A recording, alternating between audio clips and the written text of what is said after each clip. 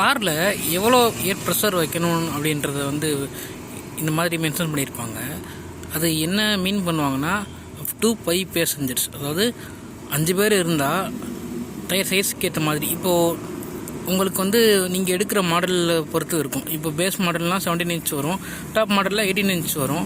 அப்படின்றப்போ 5 பேர்னால் நீங்கள் 32 PSI வந்து ஃப்ரண்ட்டுக்கும் ரியருக்கும் வைக்கணும். இதே நீங்கள் 6 பேசஞ்சர்ஸ் டு ஃபுல்லி லோடு, அதாவது நீங்கள் அதிகமாக லோடும் வச்சுருக்கீங்க, ஆட்களும் அதிகமாக போகிறாங்கன்னா அப்போ வந்து 35 வைக்கணும். அதிலே போட்டுக்காங்க பாருங்கள்.